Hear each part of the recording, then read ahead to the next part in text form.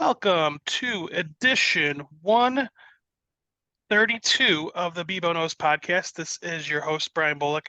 This is the 2022 NFL Review, 2023 Playoff Preview with the one and only Seth Byrne. How you doing today, Seth? I'm good. It's good to be here. Thanks for the invite, Brian. Yes, I'm glad to keep this little tradition, I guess you could call it a tradition at this point going. So we are starting the year off with our, I guess, like I said, traditional review of the previous season and current playoff preview. So I know last year I remember we were discussing at this time last year, John Madden had just passed away. That was a nice little start to the podcast. We don't have anything like that to discuss this time. We're just going to jump right into the 2022, some of the highlights of 2022 before we go into the playoff preview. So as far as the NFL 2022, like between the start of the season and now, what were the things that surprised or caught you off guard the most? But and obviously I'm wearing a lot of the Niners swag, and I think we're going to be talking a lot about the Niners. So it's a little biased for me, but before you answer that, I think the Niners' seamless dominance, but going from QB1 to QB2 and then QB2 to QB3 is in my time as a fan, probably the biggest surprise, maybe most amazing thing I've seen from my squad. So, what were the things that stood out to you with regards to the 2022 season?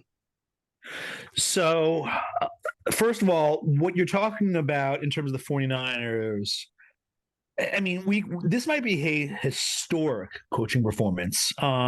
It's hard to think of a team that lost their starting quarterback and then lost what was considered a top-tier backup. So Trey Lance was always going to be a question mark going into the season because we hadn't seen that much from him. He was a highly touted rookie. He'd had a year of seasoning with Shanahan, and then we're going to ride with him. And so when he went down, all right, I mean, the 49ers have gotten to a Super Bowl with Jimmy G before, and them re-signing him actually gave me a lot of faith that they could do it again. And then he goes down, at which point I believe you and I both crapped our panties at that point. Yeah. So I mean, the expectations have to be really low. They're starting the actual literal Mr. Irrelevant. And by the way, the current Mr. Irrelevant, not like a Mr. Irrelevant from like 2 years ago who's been practicing with the 49ers for a couple of years. No, he's the new guy. And the 49ers just keep winning. That is an amazing testament to what Shanahan has done, putting Purdy in position to succeed. So it is an incredible thing, one that I'm very, very happy for a variety of reasons, but it's also just mind-blowing just how good Shanahan has been this season. Just one thing I want to note. There have been a lot of really good coaching jobs this year. In Kansas City, in Philadelphia, in New York for the Giants, in Buffalo. But what Shanahan has done is truly special. And I just want to put that out there.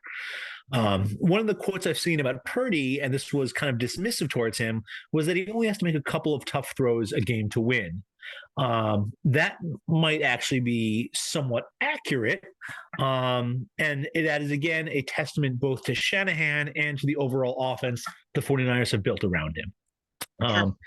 Going back to the days of Mike Singletary, you remember those days. I do, unfortunately. Right. So he tried to be an old school, play football the right way coach, and it didn't really work out for him. He was replaced, I believe, by Jim Harbaugh, who ended up winning fairly big, getting to a Super Bowl with the same players for the most part.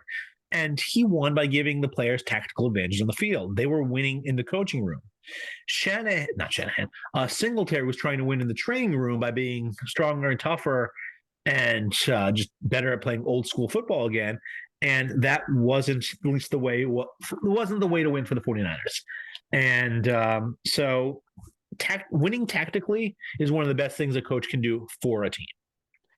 And as you were mentioning Singletary, I was thinking of the more modern version of Singletary as a coach, Campbell. I would say more modern because he seems to have that intensity, but also like has adjusted much better to the modern game than Singletary probably did. So one of the things I'm going to give to Campbell is he's kind of having it both ways, and let me explain this. So if you might remember his initial press conferences, um, I don't want to say he was down on analytics, but his ideas weren't particularly analytics friendly. He looked like he was going to be a meathead. And he managed to keep the leader of men skills while also being a great listener. Sure. The Lions have been fairly forward thinking in terms of fourth down decisions and just how to run a modern offense and to a certain degree modern defense as well. Shanahan has listened to his brain trust, and he has managed to execute some of the ideas they've posed to him in a coherent manner without disappointing the players, without losing them. I am very high on Campbell. I recognize he's not Shanahan. He's not a Reed. He's not one of those guys where I look at the Lions game plans and just see them repeatedly pantsing opponents, but he got his teams to play balls out for him, and that counts for a lot because football's a tough game. Like they had the Sunday night game the night after they were eliminated, and there was no quit whatsoever. That team was out there to punish Green Bay, and they did. And kudos to them for that. Well done. Sure. Yeah. So we have the next topic here in terms of the lessons learned from this season. So in terms of like either from the way you look at from just the NFL point of view, or maybe from your own personal assessment or betting NFL, what are some lessons learned from this season that you might carry over into next year? So the big one, well, actually, I don't want to say the big one. There's a lot of different things. This year was one of those years where a lot of coaches impressed me, and my coaching matters meter ticked up a notch. Just because, like Shanahan, first and foremost, like their success is tremendously attributable to him personally. And then we have the Bengals, who Zach Taylor. Last year, he did some good things and some bad things. And this year, he's done a decent job of limiting his leaks. And so you still get a lot of the good things that he provides while him giving away less expected value. So kudos for him for learning and improving. Like one of the things a coach can do is in game planning, see which plays have been proved to be positive EV. And that doesn't just mean like passing the ball and never running the ball. It means optimizing your ratio, and among those plays, doing them at better times with better opportunities.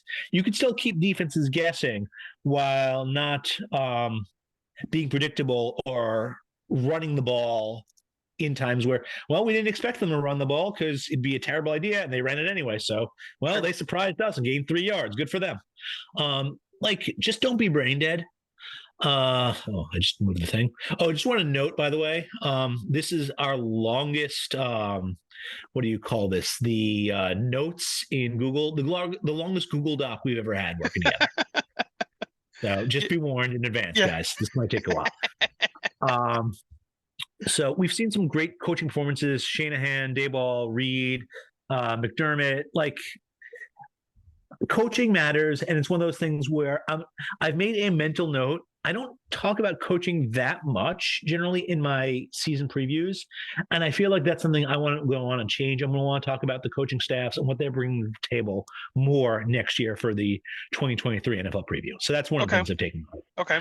The next thing is injuries. Now, there's some fluke nature to injuries, and there's some discussions of the various types of fields, grass versus turf and whatever else.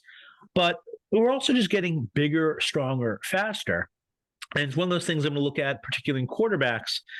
Is there some signal there that we could read into, well, these guys are more prone to taking a big hit, while these guys are more prone to taking a lot of smaller hits that wear them down over the course of the season, size versus maneuverability. Just there's a variety of things I want to think about in terms of this. And we have a team like the Eagles, who Hurts will be available for the playoffs, but he's not going to be anywhere close to 100%. And so the Eagles might be heading to the playoffs this year as a paper tiger, as a week 1 seed. Now, the last time they entered the playoffs as a week 1 seed, they won it all. But we'll talk about Nick Foles a little later in this podcast. The Eagles' offensive line is also compromised with Johnson out. So there are some issues, and I'm going to look at the data and see what I can actually include from it. It might just be, well, injuries happen and the data is too noisy. I don't know. We'll see. It's just something I'm going to look at. Okay. One of the things I made in my modifications for my NFL draft previews is for wide receivers, elusiveness was more important than I was considering. And so you have guys that were very good at winning 50-50 balls in college, guys that bullied cornerbacks and sometimes even bullied safeties. And the problem was, if you're winning 50-50 balls in college, that's great, but it's better not to let the defensive back be involved in the first place. Being able to get open, particularly being able to get open in the NFL, is what helps bring a wide receiver into the elites. And so that's one of the things where I'm looking possibly to add certain modifications to quarterback risk. And I bring that up because of, do you mind if we go off on a bit of a tangent here? I'm all about tangents, so yeah, let's do it. All right. So we're going to play a game here. I'm going to list a quarterback, and you're going to try to guess roughly how tall he was heading into the draft. Okay. Baker Mayfield. 6 foot? Yes, about 6'1.5". So score that one for right. Baker Mayfield did not really succeed in the NFL. Okay. Brock Purdy. 6. Yeah, I guess I really don't pay attention to people's heights. I mean, I know that Murray's small, but I'd say Purdy 6'2". So he certainly feels that way in the field. He's the exact same height down to the eighth of an inch. So him and Mayfield are both 72.63 inches tall. Okay. And he's been awesome so far. Dak Prescott. Let's see. I feel like I know where this is going. I'm gonna say 6'1". So he's 6'2.25". Also a little taller than I thought he was going to be. Okay. Drew Brees. Yeah, I know he was short. Was he under 6? I'm going to say 6. So full credit there. He was 6 1/4 inches because they're pretty strict over at the combine. Okay. Now let's go to Joe Burrow. Burrow, 6'1.5". So he's 6'3.5". Okay. Yeah. So he's a little taller, a little bigger than we might realize. Okay. And that's actually one of the things, because we don't really think about this, but we have a sense of the size of these guys. Yeah. So, which is why I'm enjoying this game. And trust me, there's going to be a reason we're playing it. Okay. Justin Herbert. I thought the way he was just described as being athletic, most of the time those kinds of guys, I'm thinking 6'3". 6'1". Oh, okay. A flat 73 inches tall. Okay. Yeah. A couple inches off, but that's like way off. Still, but now to be fair, he's also a little heavier than you might have expected from his height. I have the weights here as well. So he had a little thickness to him. So good for him. Okay. Kyler Murray. You already mentioned him. Yeah, he was 5'9", I think. So in the combine, he measured at 70 inches. 70 1/8 inches. So he's 5'10". kind of like a flat 5'10". Okay. But also a bit on the thinner side. And so we're going to come back to him in a bit. Lamar Jackson. 6. 6'2.25". Another guy who's a little larger than you might have thought. And again, also, I'm not going to call him thick. He's probably a normal weight relative to other quarterbacks for sight. Nick Foles. 6'3". Foles was fucking enormous. 6'5", 243 pounds. I mean, I know he's Big Dick Nick or whatever they call him. Yeah. So I didn't remember him as being 6'5" either, but he was, and he is. Yeah. So okay. Here's a key one. Patrick Mahomes. Yeah, with how I'm just trying to think of the program and how he fell. Like normally, like the taller guys get drafted higher. He kind of, I would say he didn't fall, but I'm gonna say 6'1.5". So he was 74.13. So you're within Oh, an inch. He was six okay, two and an eighth. okay, Um, and I guess we both have the thing where he's a little bit taller than each of us thought. okay. Uh, Yeah, um, Peyton Manning. he was tall. I thought he was like 6'5". Yes, 6'5" and a quarter. Okay, yeah. Russell Wilson. Um, 5'11".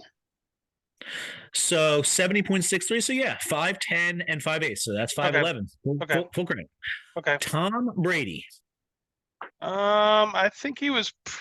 I'm pretty sure he's above 6 by a bit. I'm gonna say 6 and 1/2 inch. So he's a hilarious case. 76 Oh, inches. I He was guess I didn't. taller than we think, and also he Uh, was only 211 pounds when he came to the pros. uh, So he's a bit of a skinny guy. yeah.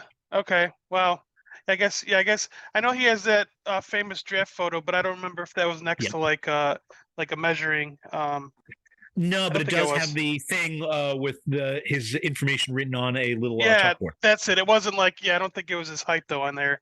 But yeah. Okay. Yep. Trey Lance. Lance, 6'3". Nailed it 100%. Good on you Okay. for knowing your team. And finally, Tua Tagovailoa. Tua, basically. Um, 6'1.5". A flat 6 feet. Oh, okay. All right. The reason I brought those guys is now we're going to play that game, and I don't expect you to have any realistic guesses for these guys. Sure. But I'm going to give you the top 4 quarterbacks in the draft in alphabetical order. Anthony Richardson. And by the way, that doesn't mean he's going to expect to go first. He's probably going to go fourth among these guys, but first Yeah, alphabetically. my college knowledge is poor, I'll admit. I feel like a lot of these guys. I know that the couple of these top guys are like short compared to like um what we expect, but I'm gonna say 5'11.5". So I'm actually just going to cheat and just tell you these guys. Okay, yeah, let's do that. Richardson is 6'4", 231. And by the way, Okay, these are not combine numbers, so they're all subject to shrinkage. Um, Bryce Young is 5'10", 194 pounds. CJ Stroud is 6'3", 218 pounds. And I think it's Levis, I'm not sure, is 6'3", 231 pounds. And the reason we play that game, the reason I bring all this up is Bryce Young might end up be smaller than Kyler Murray. And I can respect the Alabama pedigree. Hurts and Tua both looked great for a while this season. I cannot see a 5'10" quarterback going first overall. I just can't. or Mentally, my mind rejects this as something the NFL will do. And by the way, you can thank one hedgehog, I believe he was known as. He was brought up in Twitter. We were discussing size mattering. And that's what got me on this tangent to measure various quarterbacks of the sure. modern era and seeing, well, what can we learn from size? Like the two modern greats that were for a while, Manning and Brady, were both 6'4" and up. The GOAT, and we'll get to him, is a little bigger than 6'2". But 5'10" seems like a big bridge too far, even if Russell Wilson kind of made it work really, really well for a while in Seattle. Yeah, It's some yeah, stuff. and Kyler, I don't know if Kyler's issues are more height related or tied to his. I mean, he's obviously had injuries, and that could be tied to his size, or if his issues stem more from just being on the Cardinals. I mean, it could but be bad luck. It could be size. It could also yeah, be that Cliff Kingsbury was just in so far over his head at the yeah, NFL level. Again, coaching mattering. So, I don't know. I mean, we have the data we have, and we we only get hints from this. Like quarterbacks have succeeded at various sizes. Like one of the things that we were talking about was offensive linemen on arm length.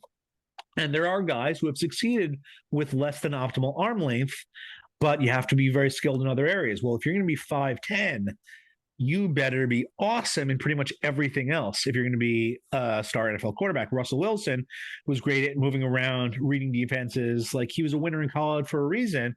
And maybe he's washed. Maybe he was just working with a coach that didn't know what the hell he was doing this season with Hackett. We're going to learn more next year. He was a bit of a disappointment, obviously. But there might be a fork sticking at him. I don't know. Yeah. So back to the original question of things I've learned this season.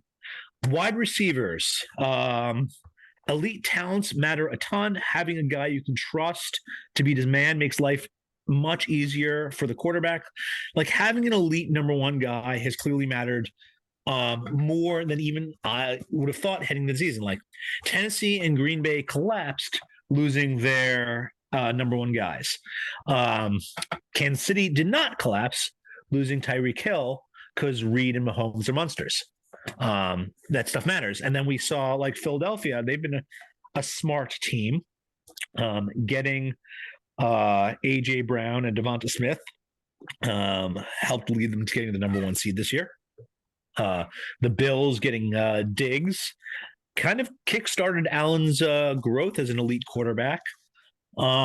So like getting an elite wide receiver has cascade effects that affect the other wide receivers, that affect the quarterback. And it's one of those years where it does not look like we're going to see an elite guy in free agency. And the guys in the draft, none of them look like they're going to go in the top 10, although positional value might move them in there. But there's no guys like Waddle or Chase, like Jamar Chase. Like there's no guys that we look at and saying, okay, these guys are clearly going to be problems in the NFL. And so it's going to be tough for teams looking to find elite wide receivers this offseason. So we'll see what they do about it. Yeah, last year there was a lot of trades, if I'm not mistaken. So and I think you had described that as being part of the, because I think 2 years ago was the wide receiver draft, if I'm not mistaken. And then last year wasn't as solid of a. Last year we it's saw almost the kind of like huge this trades in the offseason. And so one of the things that we learned from the two trades as well, my thought, at least at the time, was you want the most important thing to winning football games is having a good passing game. Best thing to have a good passing game is have a good quarterback. But if that's they just are not freely available, the next best thing is doing the best thing you can to get an elite wide receiver. And for the most part, we've seen that be a good strategy. It's not a perfect one as per the Raiders, but like it clearly helps if you have a wide receiver who can beat defenses and help opening up opportunities to the number 2 and 3 guys. Sure. One thing, by the way, about the draft is like there might be another monster in the draft that we just don't recognize right now. Like Justin Jefferson did not go first, did not go second among wide receivers. And yet he's clearly, I consider him the best wide receiver in the NFL right now, but he's certainly the top of his class. I don't think that's debatable.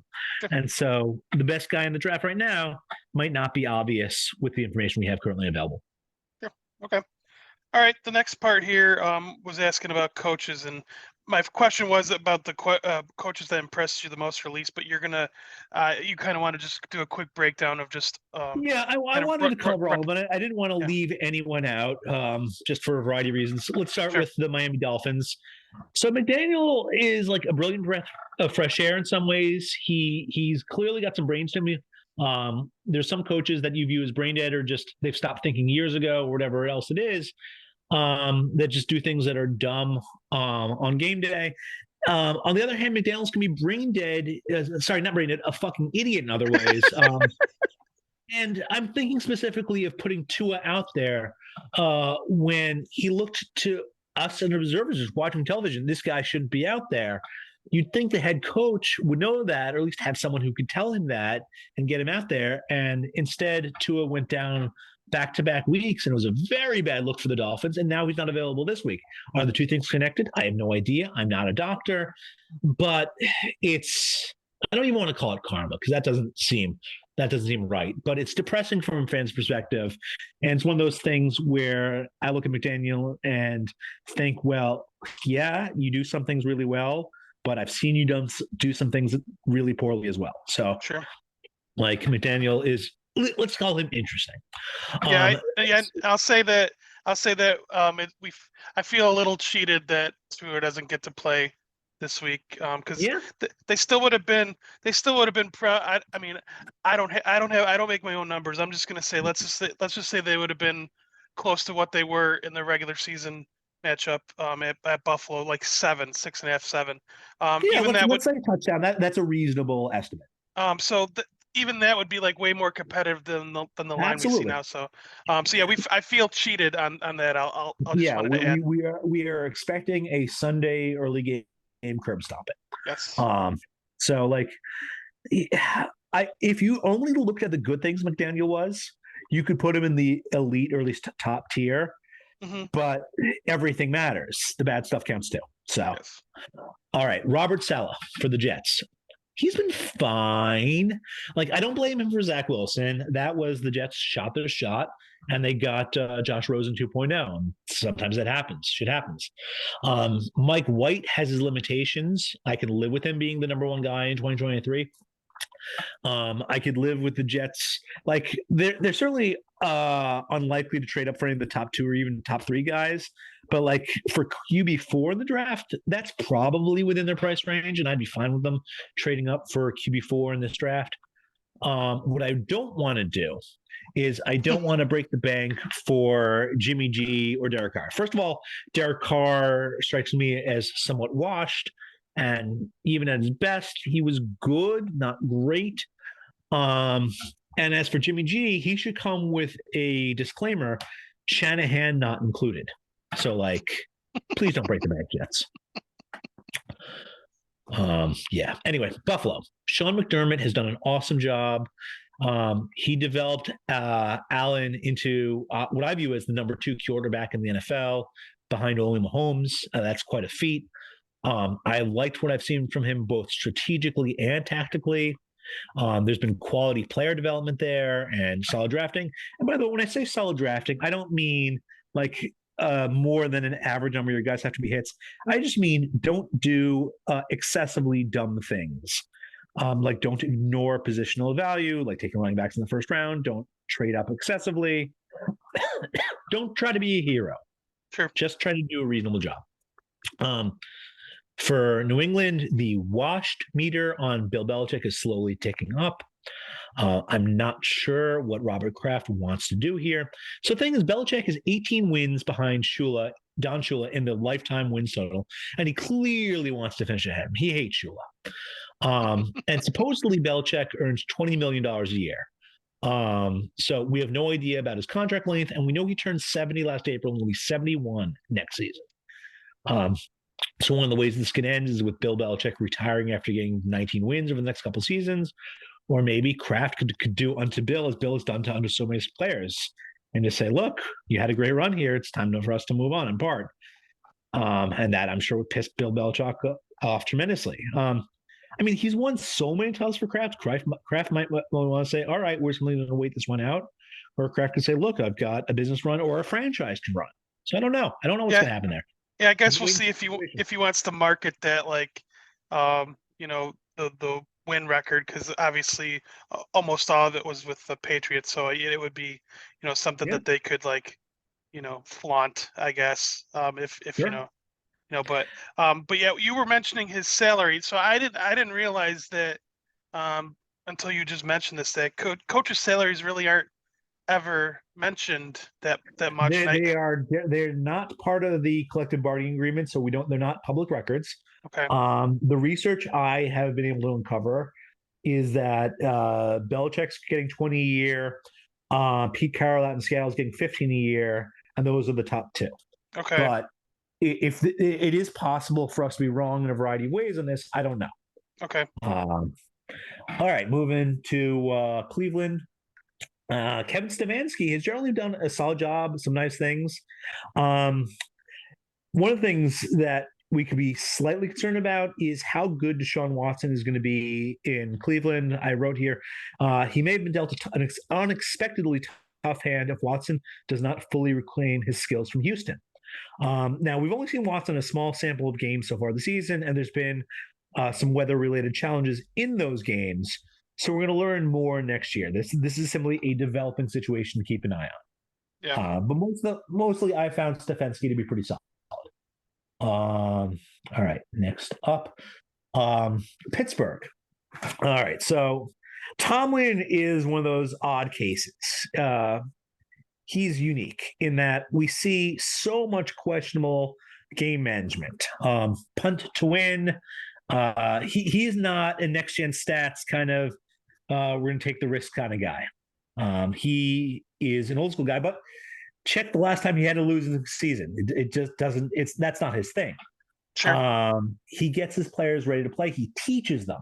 He's a great teacher of men, not just a leader of men, but a teacher of men.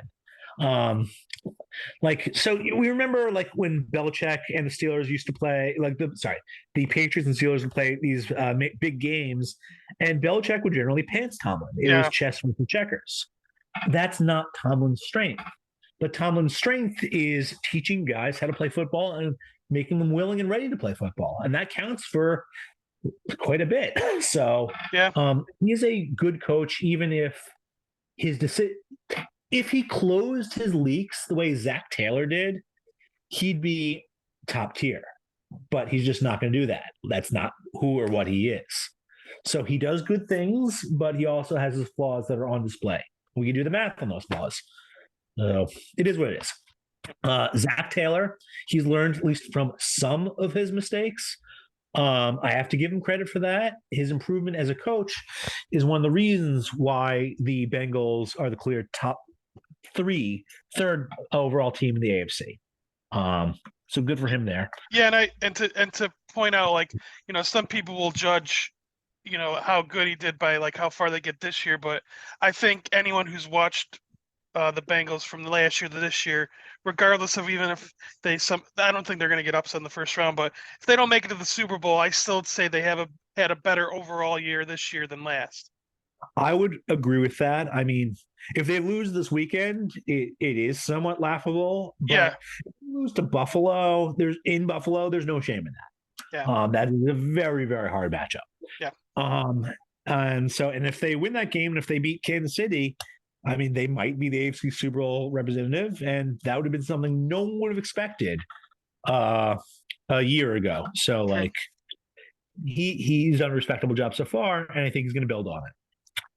For the Ravens, I'm a Harbaugh fan.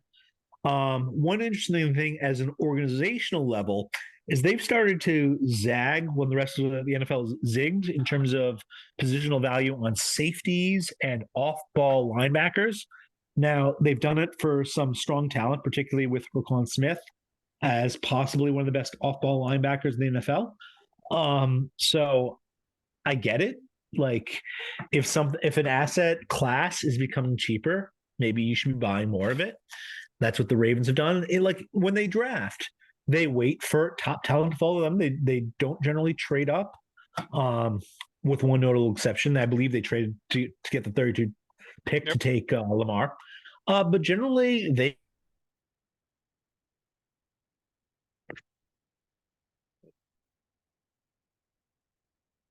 I lost you there.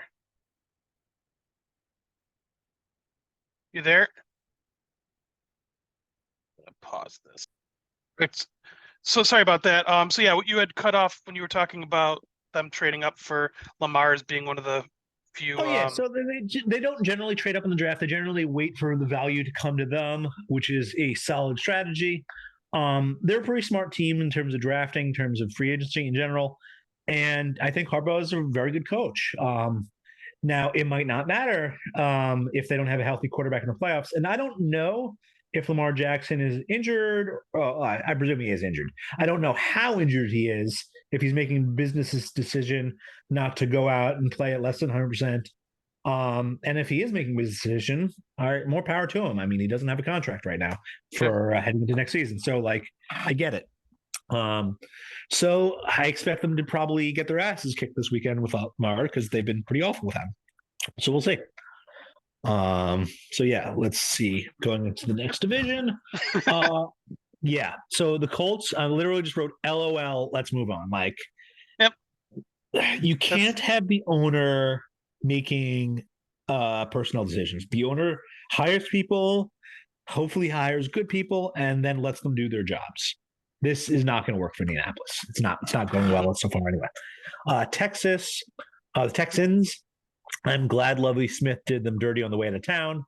So the Lovey Smith story is they hired him when they were taking bad press from Deshaun Watson. They hired him as a stopgap to get rid of the bad press, and he did that job. And now they're getting rid of him because that was what they hired him to do, and that job is pretty much done. mhm. I don't think the Texans deserve good things like the first overall pick, so I was happy just win, baby. Lovey, perfect job. No notes. Lovey was not very good, but that was to be expected. So 3.5 wins or 3 wins and a tie. Second overall pick, I can live with that. Well done. Jaguars. So Peterson got whacked in Philadelphia for tanking a game that the front office wanted to lose and the players wanted to win. Um, it may not have helped. That was the final Sunday night football game of the season, so national television. He lost the locker room, and he lost his job. But the dude could still coach, and he showed that in Jacksonville. It was nice to give Trevor Lawrence a real NFL head coach in his second season. I just wish the Jets had tanked harder. Sigh. Yeah, Yeah, that hurts. it does. Mike Vrabel, Titans. He's another one of those old school-ish guys. He is a good leader and man. He is good at teaching them technique. Some similarities to Tom in that respect. I do like him as a coach. One of the things I'm wondering though is if I've generally overvalued him as a head coach because I've been undervaluing the benefit of that 6 games versus the rest of the AFC South every season. Sure. So I do respect him though, but yeah, playing in the AFC South or playing against the AFC South, if that's how your schedule works out in a given year, is a cheat code. The Broncos, we hired Hackett to do one job, getting Rodgers. He did not do that job. He then proceeded to shit the bed as an actual coach. So the question of whether or not the Broncos are screwed depends on whether Russell Wilson really has a fork sticking out of him, or if it was just a really bad year with poor coaching. The problem is he was trending down in Seattle, and so this was a continuation of that trend. But we don't know for sure. If they get a real coach, he can bounce back. We'll see. You'll say, yeah. Well, all we can say though is that in year one of that trade, Seattle is just pissing their pants with laughter. Oh no, Seattle has to feel pure joy right now. Yeah. Like they are in the playoffs and Denver is not. Who would have predicted that at the start of the season? Yeah. Yeah. Chiefs, Andy Reid is still lead. The man has earned his cheeseburger. Not bad. Did you ever see that picture I posted a couple Halloweens ago when I dressed like Andy Reid? I believe I did. I thought Yeah. it looked great. I thought it was a great Halloween costume. Yeah, had the face shield and everything. I'll Yeah, never. Yes, I remember that now. Yes. Yeah, I'll never get. I'll never stop appreciating. Everything about him is just so joyful. He has a good sense of humor about himself, which is probably one of the reasons why I like him so much. Because like I just love people who have a sense of humor about themselves. He and does. And not only that, but like you said, he's a good coach. So it's hard not to root for him. It is very hard not to root for him.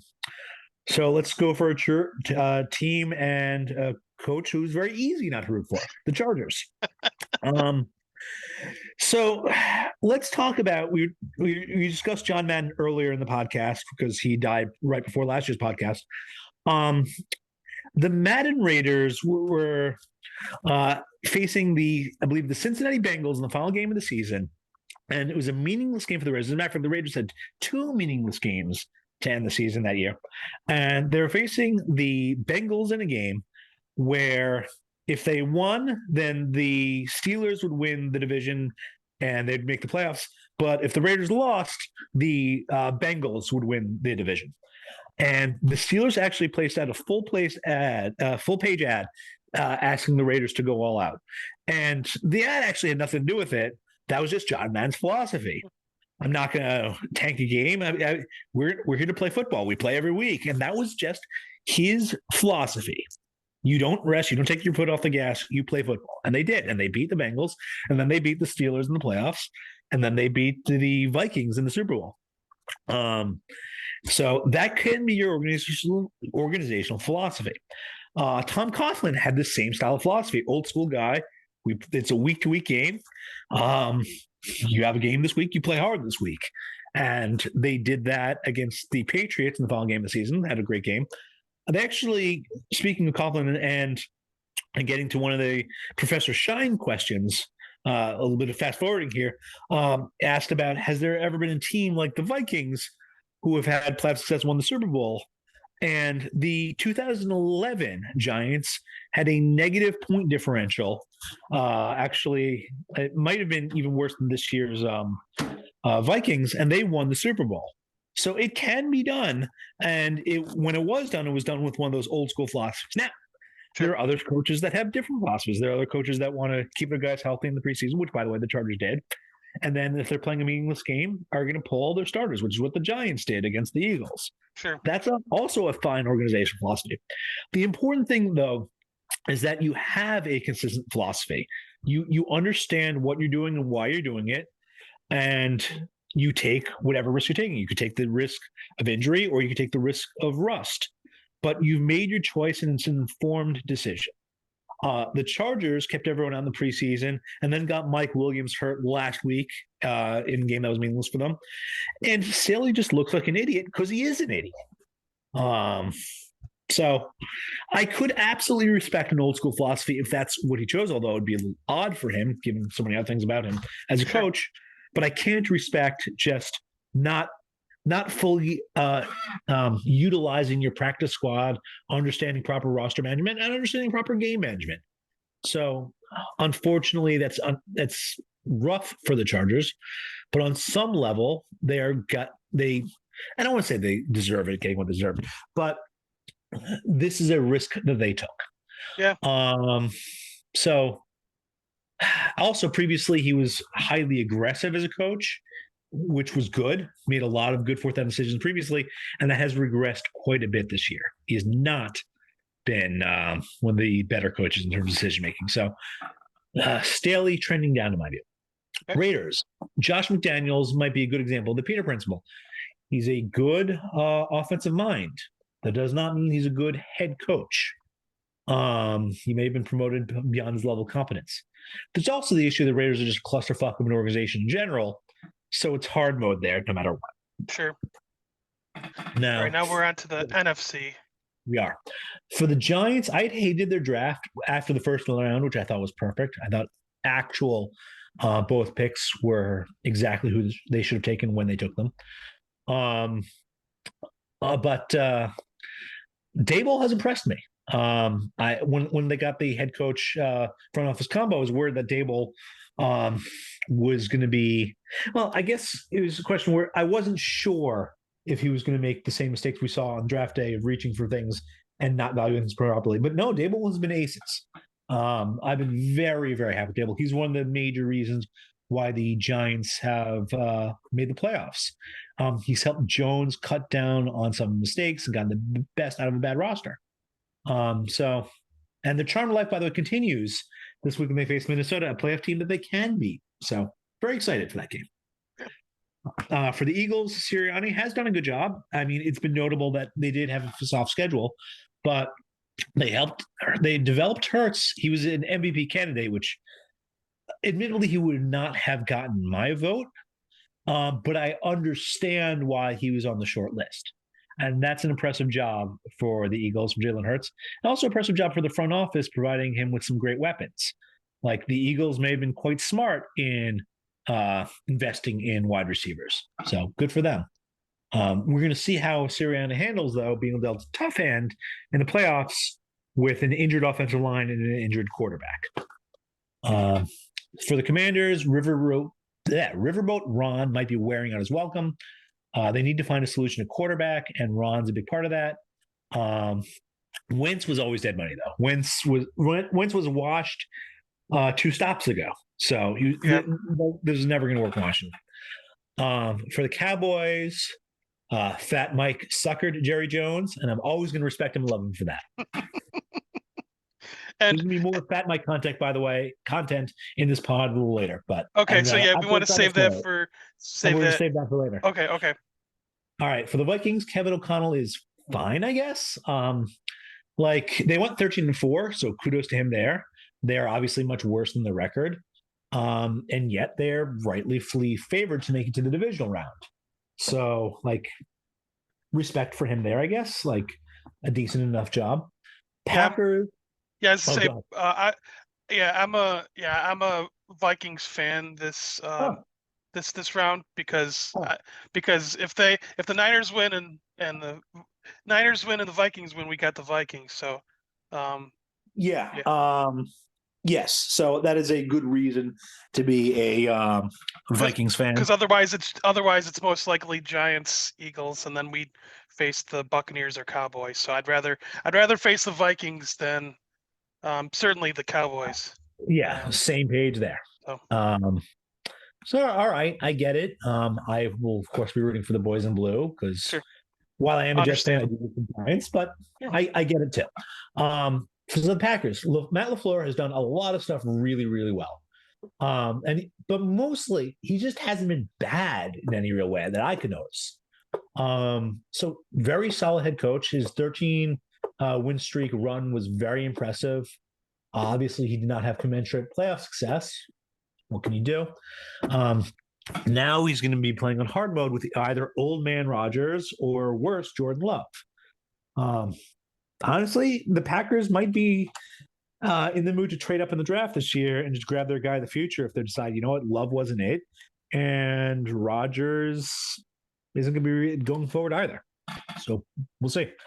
For the Bears, excellent tanking job, by Matt Everfluss.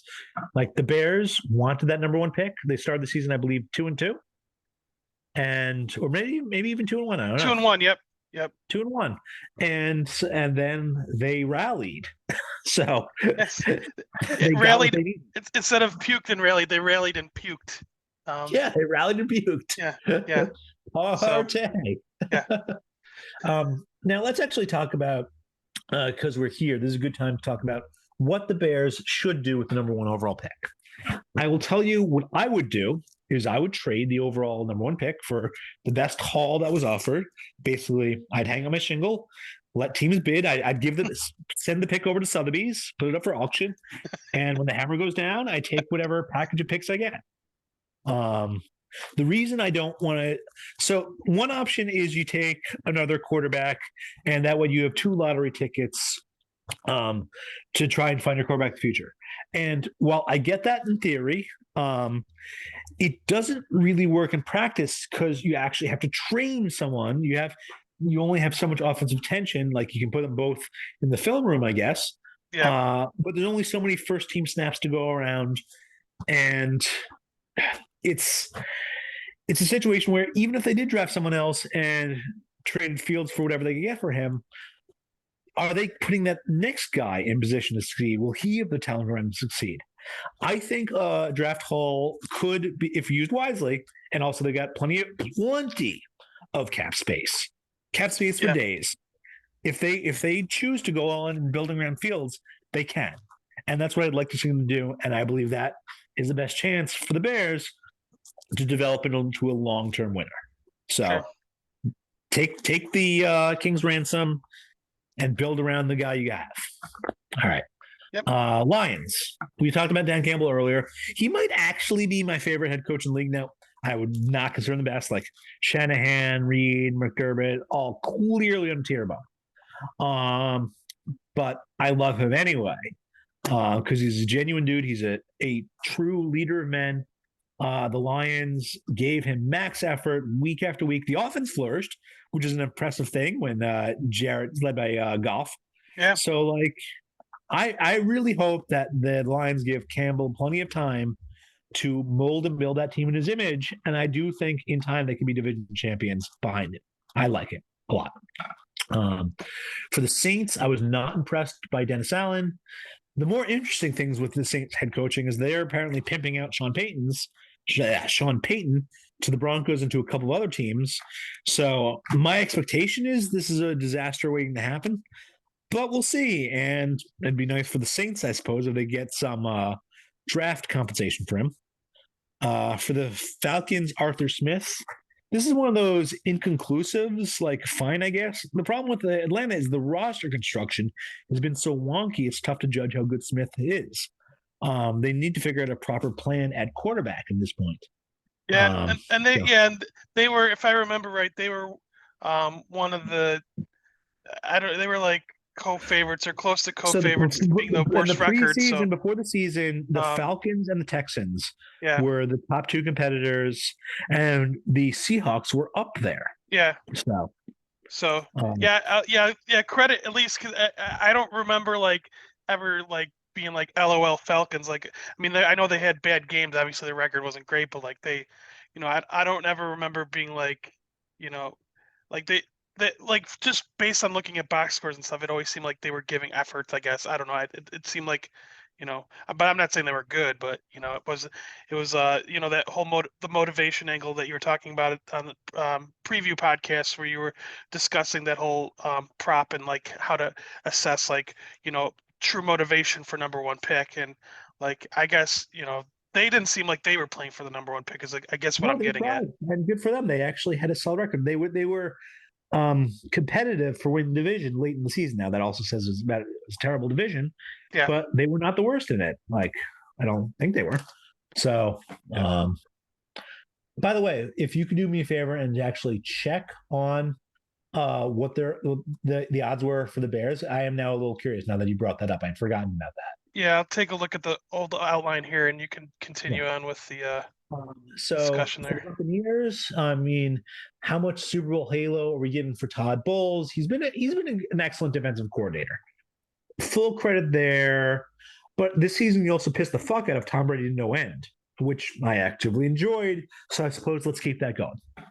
Um, Carolina, they were actually weirdly solid under Wilkes this season. But if you check his past record, he coached in Arizona and did a shit job there. Maybe he learned from that experience, or maybe we're just getting a small sample from him for Carolina this year. I don't know. I know the players want him. I also know that if I were the owner, I'd be somewhat hesitant to hire him with such a small record of success. And when I say success, use that term liberally. So, with the locker room liking him, if you do go in another direction, you're going to need the players to buy in on the new coach. So just something to keep in mind for Carolina. Potential landmine there. For McVay, he had a very impressive run there, and flags fly forever. He got to a Super Bowl with Goff, and he won with Stafford. So he's done some really good work.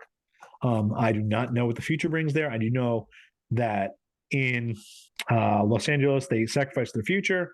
And if Stafford's going to be damaged goods with an injured arm going forward, like, I don't know. Uh, I don't know what I would want to do if I were McVay. For the 49ers, one of the things you have to give Shanahan is not only has he been a great coach, he's particularly dominated his matchups against McVay. So that's kind of pretty funny. Yeah. He's done an amazing job under impossible circumstances this season, going from Lance back to old man Jimmy G, not old man Jimmy G, but Jimmy G, and then to the FNG, the new guy, Brock Purdy, and just not missing a beat. In my mind, he's putting together a Hall of Fame resume, even if he never wins the Super Bowl. I have a lot of respect for Shanahan. And I'll and Um, I'll and I'll say, like, I'm glad that as an organization, I'm glad that they let him tough out those tough out those first couple years, which were pretty rough record wise. so they Um, were. because You like, you don't always have success early, even if you're a strong coach. We have plenty of yeah, historical examples for that. well, So right, but that doesn't always guarantee that that teams are gonna stick it out, as we've seen. So I have to give, like, because I think one thing that, like, just looking at the Steelers, that they've had what, 3 or 4 coaches in their entire franchise. Like, they So obviously, they've had three, I believe, in the Super Bowl era. yeah. Um, so So they've had Noel, yeah. So like So basically, having some sort of consistency, I think does help. I mean, obviously, you don't want to tread out a 3-13 guy every year because then you're just admitting you don't care. But like, I'm just glad that they gave him a chance to like get beyond that first couple years because it wasn't the best, but there were signs of good things, especially after they plugged in Jimmy towards the end of that season, like 5 years ago, whatever it was. do you remember the comic strip BC? I think it sounds familiar, but yeah, I didn't read comics So BC, religiously, but that sounds it's a bunch of cavemen yeah, going around, and there's a bar there, and there's one of the comics there where a guy goes to the bar and asks for a beer, and the guy pours him a glass of Old Reliable, and he takes a sip. Holy shit! No, he wouldn't say shit in the newspaper. Oh, but oh yeah, my god, that's terrible! And you see him around, yep, adding glass after glass after glass. So yeah, you don't want to send Old Reliable out there as yeah, your head coach. yeah, But give a guy a chance. If you believe in him, yeah, you believe in him for a reason. So sure. for the Seahawks, Pete is in his 70s, and I think the Seahawks need to start planning for the post Carroll era. Also, in retrospect, I think the Seahawks did a really terrible job. I think they wasted Russell Wilson's prime. And a lot of that is just awful drafting and some late game Super Bowl play calling. But like this was a team that could have been listed on the dynasty level, and they're not. They're going to be known as a one-time champion, which is obviously I would take that in a heartbeat for the Jets. But like the Seahawks could have had better, and they didn't. Yeah, it would have been So kind of a it would have one-run been trend. yeah, it would have been fun to have like Wilson and Metcalf together in their prime. I mean, obviously I know they're different ages, but somebody of Metcalf's caliber, with Wilson, Sure. in their primes together. But alas, Alas, as for the Cardinals, Cliff Kingsbury just he was in over his head. And more importantly, perhaps, so was and is the front office. This is just a poorly run franchise. And so they're going to have some problems for a while, I expect. okay. Before we go on to the next topic here, I did find the odds. Oh, I good don't know luck. where these odds came from, and I don't know if this might have been from the snapshot that. It's just one site wherever they got them from, Yeah, but that's fine. That they were yeah. posted somewhere. It's a point of reference. So yeah, whatever. Yeah, these were from September. So Texans were plus 350 for the worst record. Falcons plus 400. Seahawks and Bears plus 750, and Okay. then the Jets, Jaguars, and Panthers plus 900. So the fact that two out of those seven teams made the playoffs, kind of gives you an idea of like, yeah, there's going to be one or two teams that we expect to be bad that will, find their way in the playoffs. But like you mentioned, the motivation thing that whole Yeah. time. But yeah, the Bears. So I think those pretty accurate lines. I would have been interested. I don't remember what the Cardinals record was, but they were pretty bad. So But this yeah, the year, the Texans and Cardinals finished at 4-13, so they were clearly competitive for winning the worst overall yeah, pick. and You're then behind. I did want to mention one last thing from the outline from that stood out when I was like scanning it while you were talking about the Buccaneers. Um, when Fat Music in the preview had asked, besides Rosen, who is the next Josh Rosen, and you said the correct answer is Zach Wilson. Um, Yeah. so I think nailed it. Is Sadly, the yes. is the right answer there. So okay, so let's go on to the next Sure. topic, and is related to the Bills-Bengals, and wondering if you think the NFL handled that properly. What cancel the game and then a possible neutral game for the AFC title So, game. no. First of all, from everything we've read, it was the coaches, Okay. Taylor and McDermott, that got together to cancel that game. But that aside, no. Like the NFL, I would have viewed as having two reasonable options. Option A is if both the Bills and the Bengals were on board with this, you flip a coin to determine who won that game, you just move on. The losing team agrees to concede, and that's that. We all move on with our lives. Option two, the NFL rules do account for a variety of things where a game just simply would not be played. Normally, I'd imagine they were considering a weather related situation, but whatever the case may be, if a game does not happen, we simply remove from the schedule and we're going by win percentage. And so, given that the NFL rules had that already presupposed, I would have been fine just simply going by them. And in that case, this weekend, if Baltimore had beaten Cincinnati, well, Cincinnati would win the division. They'd have the home game anyway. Um, and what the NFL actually said was, well, no, if Baltimore wins this case, we're going to be flipping coin. And once the NFL has declared they're already willing to flip coins, like I think it would have been again optimal to simply do the flip on Monday night or on Tuesday, I suppose, and just move on. Otherwise, well, the Chiefs got a huge benefit, but the Chiefs got a huge benefit. It is what it is. Congratulations. The AFC Championship game will be in Kansas City if it's them versus Buffalo. What they did was they tried to mitigate the things that happened, but no, I think there were two correct options and they chose neither. So not a huge fan.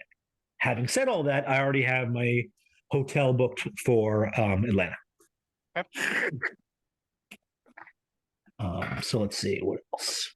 All right. So the next the next question here was, and this was just I wanted to throw this out here just because we have this cinematic approach to certain things sometimes where we'll say, are they playing for someone? So the Bills play in a spot of playing for DeMar.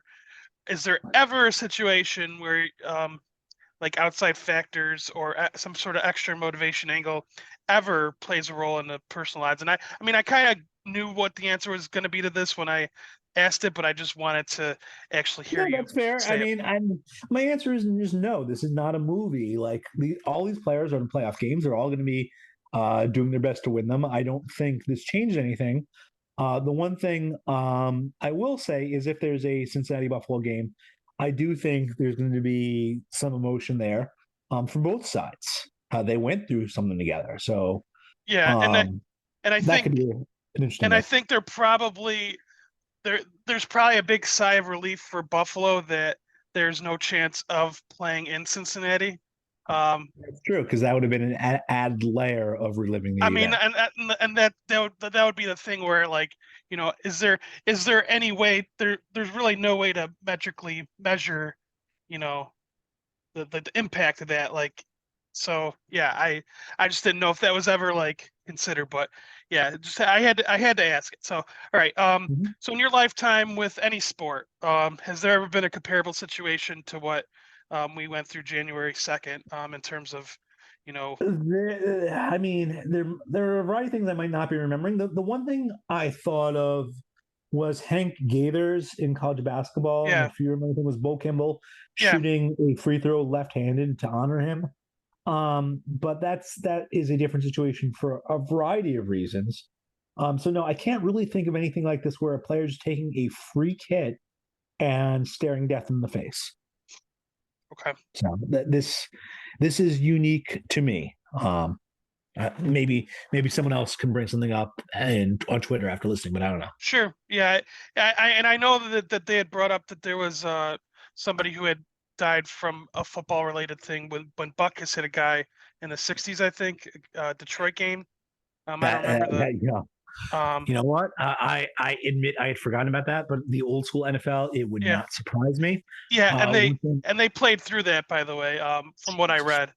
Um so all right, um times have changed. We are a more enlightened people in certain ways, and yes. I just want to take a moment to say, like the medical staff there in Cincinnati, for the Bills and the Bengals, and for the hospital, just they did an amazing job turning this into a heartwarming story instead of an absolute tragedy. Yeah. Yeah, that would have been, yeah, and you had mentioned, that would have, seriously considered, canceling the last week. I don't know if they would have, but it would have been very tough to play if that would have happened. So thankfully they didn't have to. They're very glad they didn't have to make that decision. Is what I guess I could say there. Um, so okay, so we already touched base on the draft teaser. You had already brought that up, so we'll just skip right into the playoff preview. Before we get into the playoff preview, though, there is the one rule change that has gotten quite a bit of discussion on Twitter in the past couple days with you and some other people, and it's actually been one of the things that I've been looking forward to the most when it comes to this particular recording. So, as many people probably know, the new rule change where both teams get the ball even if the first team scores a touchdown. I think I feel like everyone can agree that that's a good thing, and I think you say as much here, but you know, as far as like why you might like it, what would you say your reasons are? I mean, I guess it's probably the same for most people, but So let me say first of all, kudos to you for asking a pair of great questions. You asked about the NFL rules change, which I think is an awesome rules change. The fact that we can debate whether to kick or receive because each side has one particular advantage. The receiving team has the information advantage. The kicking team, the kicking team has the information advantage, and the receiving team has the third possession. And so there's two things that you have to weigh and measure and have to do math on. And it's going to be at least in the realm of 50-50, which is so much better than anything else that they could have done. So this is awesome. I admit I'm also still a sucker of the bidding fan, where you bid yardage where you're going to start from, how far to go. But like this works. I'm very, very happy with this. I think the NFL came to an excellent solution. You also asked an excellent question we haven't gotten to yet, but if a team scores a touchdown, would they ever want to go for two at first? And initially, I thought, well, I'm going to level with you. I thought that was a dumb question, and I was wrong to feel that way. So I owe you an apology. sure, and to address that, like that all came about when there was like a random discussion about NFL rules for something else, and then I was talking about the playoffs and how like underbetters are going to have to potentially sweat 14 to Oh, sure, 17 that's the origin. 17 Like points, and there then you can be mentioned 22 points. and then So you mentioned up to you were mentioning 16 to 19 or 16 to 22, and that's kind of where I got the idea of like I wasn't sure like when you had said it that way, I didn't know if that was like your like line of thinking on what they should do, or just you were just discussing I was merely possibilities. discussing the theoretical Okay, maximums, but as it turns out, let's deal. It's not even a corner case. Let's deal with a possible Buffalo Kansas City AFC Championship game in Atlanta in the Dome. sure. So in this particular case, I did my best estimates, and we're going to link to this spreadsheet under the podcast because I posted all this stuff. I posted all of my numbers and everything I came up with. But one of the situations is so if you have the receiving team, if they score a touchdown on the opening drive, and again, we're dealing with Buffalo versus Kansas City. So in this particular case, let me look at all the numbers. For Buffalo, Kansas City, my expected 2-point success conversion rate was 55.29%. And let's just round that to 55 for a second. Let's just say so 11 out of 20 times they'll succeed. So okay, what does that mean? It means that if you score a touchdown and you so much on this spreadsheet should have made life easier for myself, Seth. So if you go for two and you succeed in 2-point conversion, and then the opponent scores a touchdown, and you'll win those games. So 24. Let me rephrase. In a game where both teams, the opening drive team and the kickoff team, both score opening drive touchdowns, you will succeed and they will miss for 24.72% of those games. And then you'll win 1.8% of the games where you will miss on your try, but they will miss the extra point and you'll win then on the third possession or going forward. And then there's going to be 20.46% of the time where you know what, this is just going to be so much math me writing, listing it all. Let's just go to the conclusion here. Sure. You win those games where you go for two on the opening drive 46.97% of the time. If you kick an extra point, you're going to win 42.47% of the time. Now, that seems insane. Why is it in games when both teams score touchdowns, the team that scores first is at such a big disadvantage? And the answer is if going for two is a greater than 50% proposition, that means the team going second will always have the edge. Is this intuitive to you? Yeah, I think what you're saying. Yeah, I think so. Yeah, So if both teams score a touchdown, the best case scenario for you is you make the extra point. So they scored a touchdown. They're now down one. And they're a small favorite, whatever it is, because they're going for two and you're on defense. And it's advantage in offense in that theoretical situation. So again, if both teams score touchdowns, better to be the team scoring the second touchdown. Also, you might miss the extra point, in which case they're always going to kick the extra point. But you're at an advantage going for two, even though you're giving away the information advantage. If you fail, they're going to kick the extra point 100% of the time. But you have the situation where you succeed and you succeed more than half the time.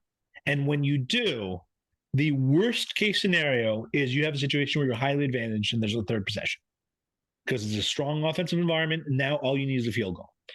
Whatever team is receiving that point, it has a sizable edge.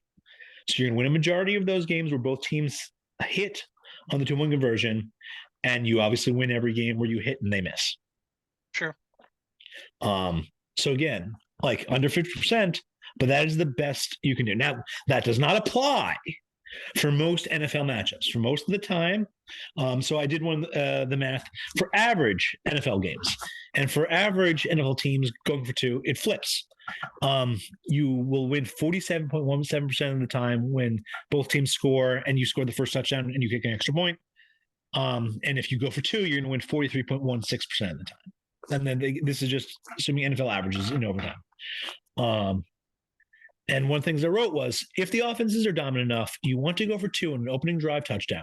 This blows my mind. If you go for two and fail, you're going to look like an idiot if you lose to an extra point.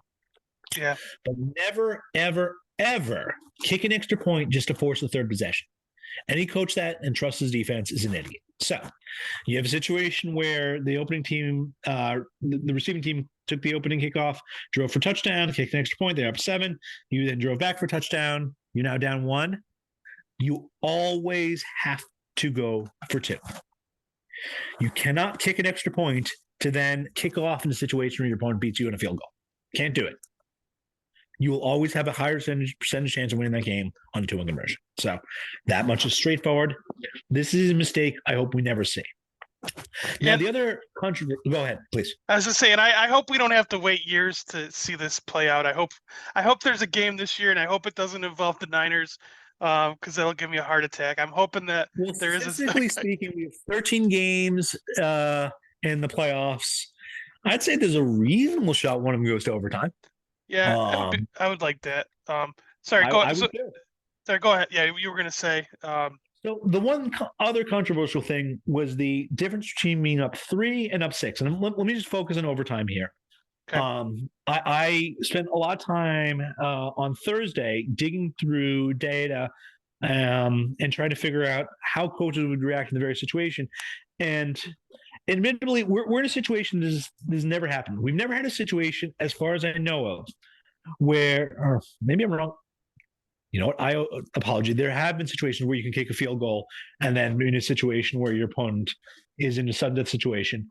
But in general, most of the negative EV field goal situations we've seen occur in regulation, where teams are conservative and they take the points. I don't know if teams are going to make the mistake in overtime, because it should seem fairly obvious that if you're kicking a field goal to force a third possession, now a sudden death possession, where your opponent is receiving the ball, you're in a very tough spot. So I expect coaches down 3 to be more aggressive than the historical data would suggest, simply because they have to be. But I don't know. I guess we're going to have to wait and see. But it's one of those things where if you're down 6, you no longer have any decisions to make. You will have to play optimal football. Mm-hmm. You will always use all 4 downs, try and get a touchdown, and then you'll kick an extra point. Sure. When you're down 3 and you're in field goal range and you're down 3, historical evidence shows teams become much more conservative than would be optimal. They're less aggressive in trying to gain yards even before fourth down, and then once you get to fourth down, they kick more often than they should. So it is multiple advantages of being up 3 versus being up more than 3. Yeah, it And that was what I basically, wrote about that. yeah, basically baiting them into making bad decisions. Um, Yes. so, So for those reasons, with either Buffalo or Buffalo, Kansas City, or just a regular game, I have the receiving team having a small advantage. The advantage is larger for an average game than for Buffalo KC to receive. And the reason for that is for Buffalo KC, you're going to have more touchdown match by touchdown simply because the offenses are better than NFL average offenses. And that's the situation that is most advantageous for the receiving team. sure. Okay. Admittedly, if we get rid of the up 3 penalty, as it were, and just treat up 3 games as if they're up 6, then the advantage of receiving diminishes. But so far, until I see otherwise, I'm going to assume that teams are still going to be somewhat less optimal in the decision making over time. Sure. Yeah. You have to see the data to line up with that for you to ever change your mind on that for the time being, just because of the way the way things have always seemed to play out. So, and one thing I'm still waiting for, I wanted to say before we move on to like, you know, more specifics on the playoffs. I'm still waiting for that team to have the cojones, and maybe now with the way they're doing this now, maybe there will be a team doing an onside kick to start overtime, like a surprise So, onside kick. I mean, in that situation, the worst that could happen is they drive the short field and score a touchdown on Yeah, you, but which but obviously I suck for think you, but like but it's I not the think end it of the counts world. as I think it counts against the possession. So if the team that recovers onside kick, I think would win with even a field goal Yes. if As I'm far not as I know, mistaken. under the current NFL rules, if you kick an onside kick in overtime and recover it, you now win with a field So goal. I so that's where my mind is going with that. I would love to see that play out. I don't know who would have the balls to do that, but um, I don't know either. I probably wouldn't have those kind of balls, yeah, but maybe I should. Part of it is, um, I don't know if it would be a completely unexpected onside kick. The opponent might be at least be somewhat prepared for that. yeah, And if the opponent isn't running back early and giving you an edge on onside kicks, they're very hard to pull off. So sure. Yeah, makes sense. Yeah, even unexpected onside kicks are still, I think, the advantage of the receiving team, like, percentage wise. But obviously, it's a significant difference between expected ones. But still, that's where that's where my mind goes with that. I've always been waiting for that day, and I think this potentially adds that possibility a little bit more to the it table. would But be one of the greatest plays in NFL history. yeah, and that's why I want to see it. Because like everyone talks about the Peyton onside kick to start the second half against the Colts, and that Mm. obviously spurred them on to, a great second half and great Super Bowl win for the Saints. So we'll see. But okay, so yeah, the next part here is actually starting to talk about the playoffs, which it only took about an Yeah. hour 15, hour 20 to get to that point, but that's fine. Um, most of these people have time, and I think most people Mhm. have that thing where you could speed up YouTube videos. So, if they really Yep. wanted to listen to us really fast, they could. But okay, so as far as teams in the playoffs that surprise you the most, the obvious answers seem like Seattle and the Giants, Jacksonville, and maybe you have other thoughts. And I linked Yeah. your previews, and I noted Definitely. that you had gotten 5 out of the 8 divisions right and 10 out of the 14 playoff teams right. Um, so So out what of I really care about is getting at least one of the 2 Super Bowl teams right and having that team be the champion. I want the Super Bowl champion to come from the 2 teams that I put in the Super Bowl. Sure. So in that sense, Buffalo or San Francisco. Now, admittedly, right at this moment, Kansas City has to be considered the favorite, which is fine. They have an easier path than Buffalo. Um, they are the one I would fear in this case. Sure. But let's talk about the surprise playoff teams. Seattle, as we talked earlier, they were one of the competitors for worst record overall, and kudos to them for getting the shit together and staying in the playoff spot. And they did it, by the way, by being really good early in the season. So they came out of the gate strong. So good for them. You remember the opening night game of the season for them was the what was presumed to be their Super Bowl against Denver, and they won that game, which was awesome for Seattle. And they may look, it's unlikely, but they may play in the actual Super Bowl. So nice job. The Giants were always a concern for me because all the key players were in contract years, and the new coaching staff wanted to hit the ground running. And so, like, everyone was going to try hard. Like, quarterback was going to miss any meetings. He's going to work his ass off. And Jones, mind you, I've never heard a bad word about Jones in terms of his practicing. Like, I think he did a great job this season, and they ran well. Saquon Barkley was solid for them. So, like, this was a team that was going to go out and give max effort, and they did. And they made the playoffs, and they have a winnable playoff game. I've been really impressed by Daboll. So, like, I think the Giants, at least coaching wise, are well set going forward. And that leaves Jacksonville, like, going from a not a real coach to a real coach has been great for them. It's been huge, and it also helps that they play in a soft division. So, like, yeah. Were all three surprises? Absolutely. But kudos to all of them. They've all earned their spot. Let's put it that way. Even Jacksonville with the soft division. I if I was a Jacksonville fan, I'd have hope for them going forward. So yeah, and that's the thing. I think entering like last offseason, they had kept Belky on board, I think, and there was like some concern that Belky was going to be like, influencing like the next, decision. But they made a good hire with Peterson. So, yeah, I would agree. Peterson, I mean, he left Philadelphia for reasons that were locker room related, and they were understandable. But like on his coaching skills, they were legit. One final note, by the way, since you brought up my preseason preview, there were 20 teams where I differed in terms of the Vegas expectations by a quarter win or more.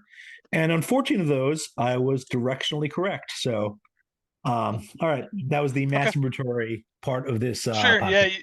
you have to stroke your own ego and whatnot, and stroke other things too. Sure, But my ego, let's call it that. I get that. Yeah. That's what its name is. So okay. So yeah, one. Well, I shouldn't say the last Niners mentioned, but I know that in the preview podcast you had mentioned that you had the Niners as your future, and Yeah. you obviously I think you said a good part of it was like having like a good backup, and I don't know, that's probably not your line of thinking a lot of times with futures, but No, in this this case was an unusual case where you had an untested, highly drafted quarterback who wasn't quite a rookie, but this was going to be his first year as a starter. So this was a case where a very talented roster where it was important to have a good insurance plan. And then once that insurance plan went bust, Mr. Irrelevant became very relevant to me. Yes. And awesome for Shanahan. Like, I understand there's some personal good feelings here because I was invested in the 49ers, and Shanahan saved my bacon by coaching Purdy up. But even objectively, great job by Shanahan coaching Purdy up. By the way, there's definitely going to be another 49ers mention because we're going to talk about the trade. Oh yeah. I don't even know why I said that, but yeah, because the next question is about it. But so my next question was related to next year. Obviously, next year is next year, but have you personally seen enough? Like, if I guess you probably want to see how he does in the playoffs, but as you see him right now, do you think? I mean, well, obviously Jimmy's not in the equation, so to me it's Lance Purdy next year. So it's either going to be, my conditions or my lineup here was, will he start 2023? Will there be a quarterback competition, or will they go with Lance just because of what they gave up for him? And I know that, in my mind, like I'm more willing to discuss this as a possibility than what people like were talking about with Jimmy, because I think we'd seen enough of Jimmy to know that like he was not like the answer or however you want to phrase the phrase, but He was good enough I'm that more Shanahan was able to help him succeed. yeah, so I'm more willing. I'm Mhm. more willing to have the discussion of Purdy versus Lance than Jimmy versus Lance, just because of what we've seen from Jimmy and his limitations and whatnot. At least with Purdy, we got age and unknowns obviously too. So I'm more willing to have that conversation than with Jimmy. But like right now, what are you thinking? Are you thinking it just based on what we see in the playoffs here? So let me first say that my answer has changed quite a bit from when I first wrote up my answer in the preview. So my Yeah. answer was check back in February if Purdy ships this. But the more I've thought about it, uh, I think Purdy could win a Super Bowl and start next season as a backup, which would be unprecedented, I suppose. I don't know, maybe not. It's possible. I guess Hostetler would be an example of a backup coming up to win. And I don't remember the 92 Giants or 93 Giants season, how that went out. But in the case here, my expectation is the 49ers still view their best overall future is with Shanahan and Trey Lance working together, using Trey Lance's unique gifts to make the 49ers offense very, very difficult to defend. And the fact that they're succeeding with Purdy is a testament both to the talent around Purdy and to Shanahan's skills. Sure. My expectation is the 49ers still, in the cold light of March and April and May and June, say, all right, whatever happened. That was great. I'm happy that happened. Happy for you. But Trey Lance is still our guy. So in this case, if they were to win a Super Bowl, not in spite of Purdy, but because of Purdy, like if Hmm. Purdy were to go on and show out, like, all right, this is now a fair fight, and I'm just the man, then that would change things for me. But right now, what he's shown to me is that he could win with Shanahan. Turn the game. What was the easiest mode to manage? Just called it easy. Like I know all man was the hardest mode. AS rookie mode. Wow, that's Yeah. perfect. If he's showing you can win a rookie mode, well, good for him. You are a rookie. Yeah. And I don't. Yeah, I don't. Obviously you want to see how a guy does in difficult situations, but I think it's more important to avoid difficult situations than to see how you could do in them. I mean, I don't Yes, know. and that's what Shanahan does. He avoids difficult situations for his quarterback because he's a good coach, Um, and they've got a good roster. so yeah, I don't know. Yeah, again, like I said, I'll see how. Yeah, like I want to see how Purdy does, and if there were times watching Jimmy the past couple of years where it's like there weren't many times I could probably count on one or two fingers the number of times that like I was like, oh wow, Jimmy like won this game. Like the regular season finale last year that we needed to win, where we came back from a deficit in the second half to beat the Rams to even make the playoffs. He actually played well with the injury that he had, and I was in the camp that thought that Lance should have been given that game just because like Jimmy was compromised, and he's compromised even without the injury. But anyways, yeah, like I said, I could count on one hand the number of times where like, he actually did something while they were like behind and I was like impressed. So I would like to see, if there will be a point in time where they're trailing in the playoffs and I'd like to see how he responds to that, I guess. So let me say three things in regards to Jimmy G. One, he was good enough to win in the 49ers system. Let's at least Mhm. give him credit for that. Two, his legacy would be very, very different if he hit that one big pass in the Super Bowl, the one where he was just too long. And third, he's the contract he signed this offseason. He's a free agent now. He is free to claim his own path. And I believe he's going to be 31 or is 31 right now. So he's not that old. So like his future is still to be written. So those are my thoughts on Jimmy G.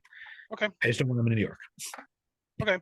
And then I did have a topic about the McCaffrey trade. So, Yeah. the whole Diggs T-shirt that he has about different players mean different things, different teams, blah blah blah.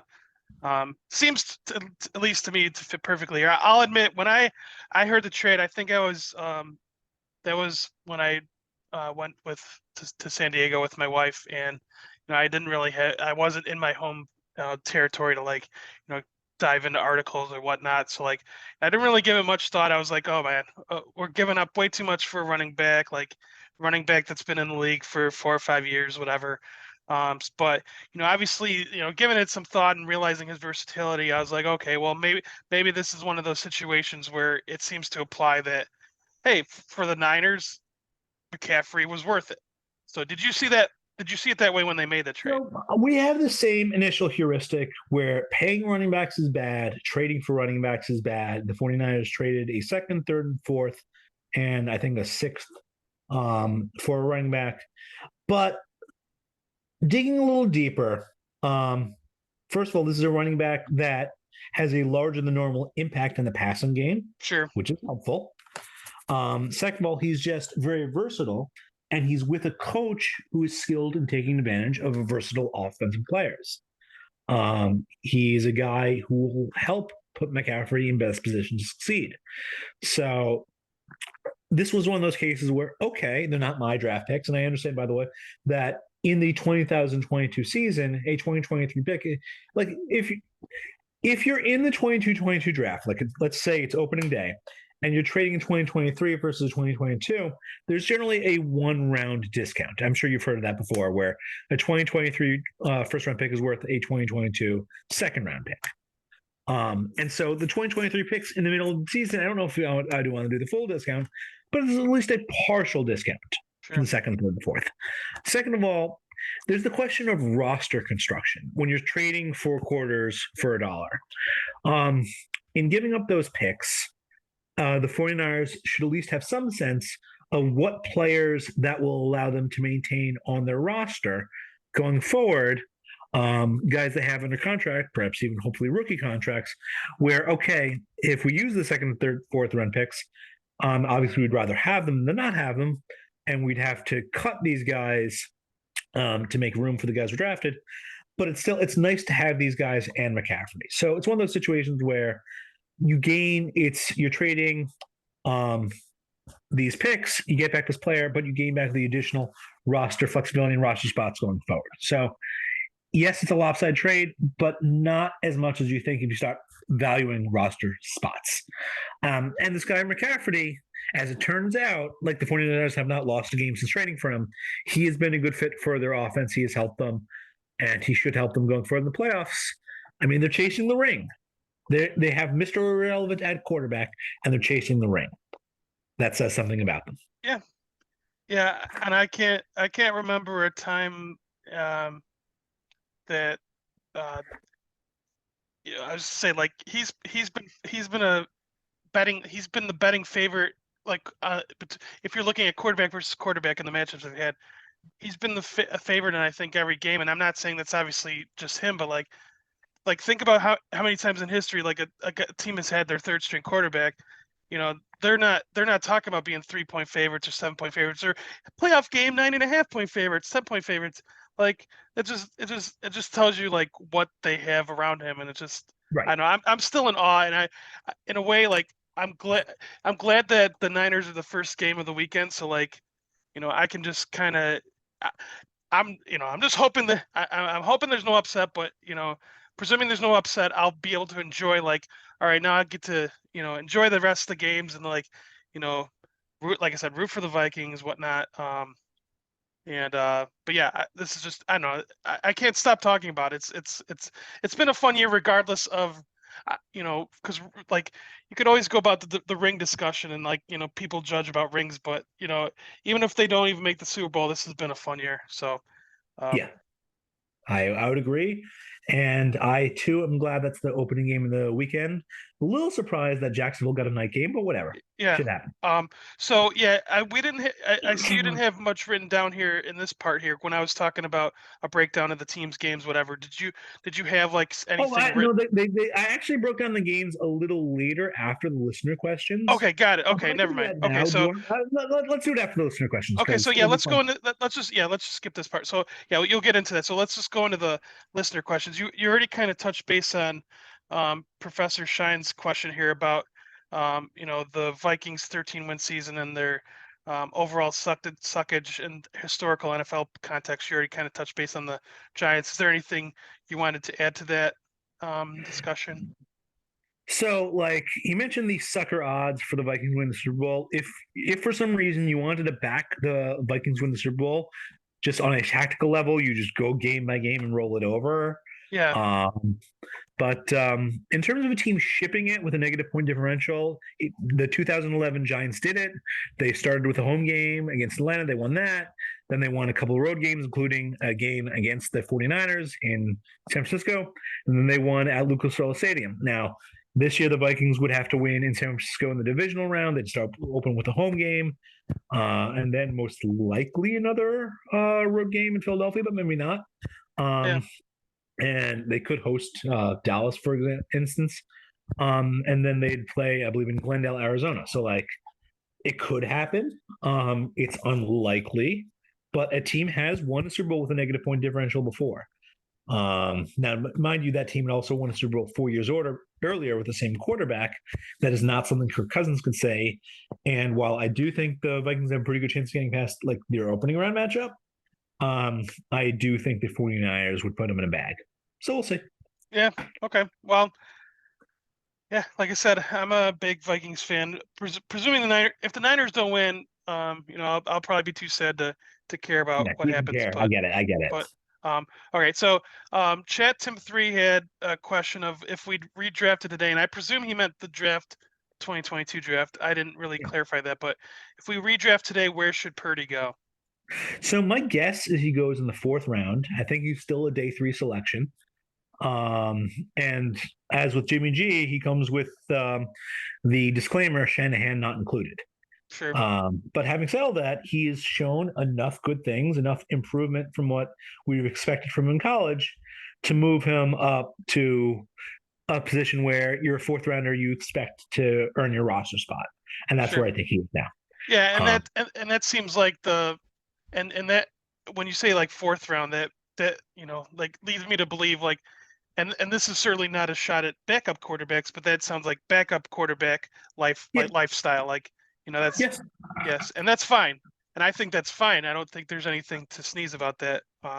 Because when you're drafting a quarterback that late, you're usually drafting a backup. So, um, Yep.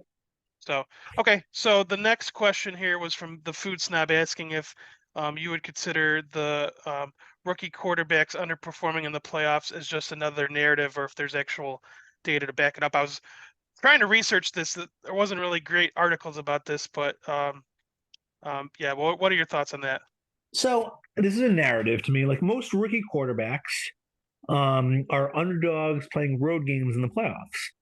And we'll note that that's not going to be the case for the 49ers, at least not for a couple of rounds anyway.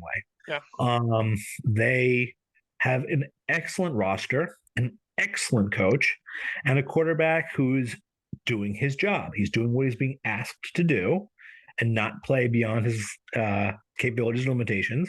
And he's done that. Um, and if he continues to do that, the 49ers will most likely continue to keep winning. So, no, I don't think there's anything particularly special about being a rookie quarterback in the playoffs. Just you're always at a disadvantage. You're like opposing coaches are going to try to take advantage of your limitations. Thing is, the 49ers have so much talent around Purdy and such a good coach. They generally help them avoid tough decisions. That's the thing. You want to make a rookie quarterback make as many decisions as possible. And the 49ers are very good at making them be if he has to make a decision, at least make it an easy one. Make it a sure. clear one. Make the factors you're considering as obvious as we can. Yeah. Um, so again, credit to Shanahan. No, there's nothing special about rookie quarterbacks. And if Seattle comes in and wins by 2 touchdowns due to like the 3 or 4 interceptions from Purdy, I'm going to feel like an idiot. But no, I don't think there's anything Yeah, special about and rookie quarterback. yeah, He's just I hard to don't know. think they'll put him in that spot like we've discussed, but Yeah. we'll see. All right, so there's a couple Mahomes related questions here. First one here is from Orleans Dolphin 2. If there was a choice, would Buffalo rather play Mahomes at Kansas City with weather being a potential factor, or the current scenario in a dome? So the reason one would bring up weather is you want to try to limit Mahomes, and if you can get a cold and windy day, perhaps that will assist you. But no, they would rather face him in a dome, on a neutral field. Like home field advantage isn't what it was when I was growing up, but it's still not. It's non-zero. It still matters. And so, in that sense, you want to have a neutral field. And the Buffalo Bills are a team well constructed for dome games in their own right, um, both defensively and offensively. Like the pass rush will benefit from the footing. Um, Allen can enjoy being in a dome. Diggs can certainly enjoy being in a dome. So, like, no, I think Buffalo would much prefer playing that game in Atlanta than playing in Kansas City. I, mean, Okay, I also think they prefer playing in Buffalo too, but that's out the window now. So sure. it is what it is. Okay. Yeah, so the last Mahomes question, and then I guess we can address a couple of the questions I asked in our chat yesterday that I didn't add here. But Mm-hmm. Risk It for a Biscuit was asking if you consider Mahomes to be already the greatest, in terms of losing best receiver, Andy Reid occasional brain fart, offense is better, etc. Yeah, he is the best of all time. We are watching the at least the current goat in his prime. Obviously, there could always be someone that comes after Mahomes that puts Mahomes in number 2 or number 3, whatever. But yes, he is the best I've ever seen. Now, Brady had one insane year and untouchable longevity. I'm going to give him that, even if I hate his guts. Manning had an excellent sustained peak. There was a 3-year run, which are 3 of the best 5 years ever in terms of, I think, getting first downs. Um, that was some research by Ben Baldwin. Marino's peak year rewrote the record books. Like watching Marino back in '84, there was just never anything like him in the history of the NFL, and he'll always have that. Montana was considered the GOAT for quite a while. He was great. Young was awesome in his peak. If we want to go way back, like Unitas and Otto Graham were tremendous. But I mean, at that point, we're playing different games. Yeah. Like the modern NFL is, yes, in some ways it's easier to pass, but it's also bigger, stronger, faster. Like we should be seeing the best quarterbacks of all time these days. And Mahomes is clear QB number 1. He should be the MVP every year. He's the best player in the league, and he's the best I've ever seen. Okay. All right. And, So and, and as other people noted, he lost Tyreek Hill, yeah, and they still are the number 1 seed. yeah, So there awesome. has yeah. Given the other given the trends that other teams experienced with losing their top receivers, and a big dip in their offenses, there has to be something said to that. So Yeah. kudos to them. And I think it was a decision that they probably had to make at some point because of the contracts involved and the salary cap and whatnot. Um, but Yeah. but yeah, okay. That's So life in the NFL. yep. All right. So yeah, the random questions here before you break quick breakdown of all the games. These were like random questions I had later on last night, Sure. that I didn't add, but I was because this was kind of in the same lines of with all the discussion about coaches, I was trying to. This is my galaxy brain yesterday. So we did trivia yesterday. Um, my wife and some of our friends did Stranger Things trivia, and I never really watched Stranger Things, so my mind was just racing on NFL stuff, the podcast and everything. I was just like thinking about the coaching part and like thinking, all right, like who's the worst coach who's ever won a Super Bowl? Because my galaxy brain is like, was thinking like, all right, who are the middle tier teams that can win? And I was thinking, oh, maybe the Chargers, but do I really trust the Chargers? Like, would Staley be like the worst coach ever if he won the Super Bowl? But like, who's the actual worst coach to ever win a Super Bowl in your opinion? Snap answers Fat Mike. Okay. There's no Eh, one. There's no one I'd put in his tier level. Like Okay. he is easily to me the worst coach ever won a Super Bowl. They won in spite of him on so many levels. Yeah, Terrible. Yeah, and I remember that path too because they were the 6th seed when they won it, and they were favorites in I think every game because of just how the NFC was that year. I believe they played Philadelphia in what was their potentially toughest game. They faced Chicago, was it, in the NFC Championship? It was the I know the divisional was Falcons, the conference finals was the Bears when Cutler got hurt and everyone thought he was faking an injury or thought he should play through it. And then like it was Caleb Haney basically in Hmm. that game. So yeah, So that I was guess the Eagles would have been the wild card game. yeah. Yeah, I think they were favorites in all three, if I'm not mistaken, even against the 1 seed, even against the 2 seed. So like, I think you could probably say that was probably a down year for the NFC. So, but yeah, obviously Rodgers was probably like towards his peak year, So during that Rodgers time. is a lead, but again, Um, I'm just looking at the coach and what yeah, he brings to the table. sure, And for the most sure, part, Fat Mike takes things away from the table. He's sure. bad. So So yeah, my easy answer. sure. Okay, and then I think you had said Switzer second. Yeah, So so Barry Switzer would be my second choice. I mean, people have argued for Seifert, and Seifert, in my mind, was more just yes, he was taking it up over after Walsh, and he was given the easiest hand a new coach could be given until Barry Switzer came along. But I actually thought Seifert was fine. I didn't view him as negative. I didn't view him as a huge positive either, but he was fine. Fat Mike isn't fine, which is why I'm so happy that he suckered Jerry Jones. sure, you gotta love that. So another question I had was in an era where teams are starting to be more aggressive on fourth down, do you s- are do- like with your data and all that, are you seeing the same progression in that time frame when it comes to postseason football? Or are we still talking about, or do you think teams still tend to make more conservative decisions when like their season is truly on the line? Um, So my sense is we're going to see more aggression than historical averages or even recent historical averages because I think the NFL is just getting smarter in that respect. Um, and that's also just a more exciting game, just going for it in fourth down. So yeah, like there's positive feedbacks from there.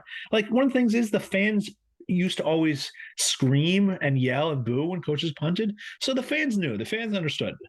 And I'm expecting NFL teams to be more aggressive because A, that's what the data says. B, that's what even the calling guys, even the fans say. Like, so there's a lot of positive feedback route, even if you have to overcome your internal fear of a failure of like calling an aggressive play and having it not work. So long as you know just from the data that it is correct and the fans will at least back you up, I think we're going to see more aggression, which is good. yeah. Okay, and then like one final question about coaching because this seems to be a big theme, and I'm glad that we finally went on the coaching path more this podcast than we had before. But in terms of differences in coaching skill levels between opponents, do you find it to be um, more pronounced, or do you find it to be more like I don't know, weight in your numbers maybe in the playoffs So than say like the regular it's season? one of those things where it's more than just an individual game. It's over the course of a season. Good decisions accumulate and poor decisions accumulate too. Um, and also just it's not just tactically or strategically. Like in the case of Tomlin, just teaching guys how to play proper football counts. That doesn't mean he's going to do the Shanahan style thing of make your coaching staff, make your defensive staff look bad. That's not really how he historically has worked, but he's still a very good coach.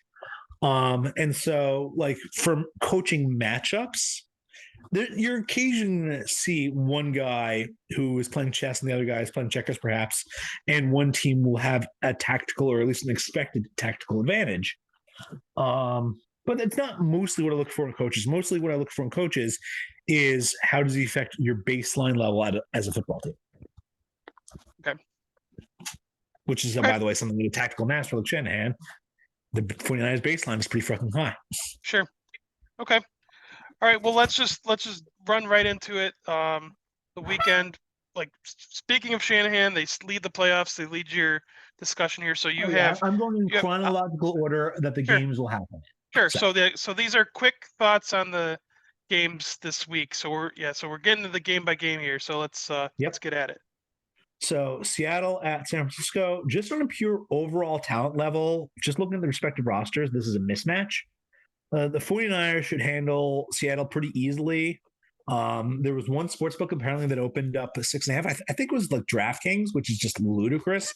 Just looking at the overall power levels of these teams, like I don't know. I mean, bold move, guys. I guess maybe they just wanted attention. Maybe they didn't want attention. I don't know. Maybe it's Well, idiots. I guess you could say, anyone with a lot of people with a pulse probably couldn't bet it anyway. So, Yeah, there is that. There's obviously that. But yeah, like, no, the 49ers are a much better team than Seattle right now. They're a very well coached team. They are prepared. Um, you should be happy after the opening game of the weekend. Let's put it that way. I'm hoping so. Yeah, Then we have Chargers Jacksonville. So first of all, I was immediately surprised that this got the Saturday night slot. This is neither here nor there. Just yeah, it's one of the least appealing NFL games, and normally the least appealing NFL game is the Saturday at right. 4 o'clock spot. It's what Yep, it has been the traditional AFC South champion home game. yep. So they got the night slot. Don't know why. Um, so one of the things I looked at for this game is on a drive-by-drive basis, just over the course of the entire season, the Chargers were kind of mediocre. And the Jaguars were marginally better than mediocre. And I'm accounting for schedules here. But the Chargers have also been savaged by injuries, which unfortunately leads me to Coach Staley. With Williams being out, it kind of sucks for the Chargers. Having said all that, I wouldn't call this a coaching mismatch, but I do view like in a playoff game, if I have to choose Staley or Peterson, I'm choosing Peterson. Now, if I have to choose Herbert or Trevor Lawrence, look, I love you, Trevor Lawrence. I think you're going to be a great quarterback in the NFL, but Herbert's better than you. Like I consider this a fairly even game, and you could read into that what you will. Let's put it that way. Yes, yeah. Reading that what you will, given the line. Yes. Exactly. So Um, for Miami at Buffalo, um, if Miami were completely healthy, this would be a pretty exciting matchup. As it is, I expect a curb stomping here. I think Buffalo at home versus Miami with a damaged quarterback situation is a pretty huge mismatch, and I think everyone would agree with that. I like this is the least competitive game on the weekend where there are 3 games that are now considered close. Um, New York Giants at Minnesota, 2 of the weakest teams in the playoffs get to face each other. You love to see it. Um, Justin Jefferson, let's talk about him for a second. He's absurd. He's easily the best wide receiver from his class, which is why Kirk Cousins has looked respectable. This Giants team is, for the most part, I mean, well coached, but they're still trash. Like, if we're being honest, they should still be years away from being real competitors. Yeah, they won 9 games this season in a tough division. As a matter of fact, 9 games in one tie. So, excellent coaching job by them.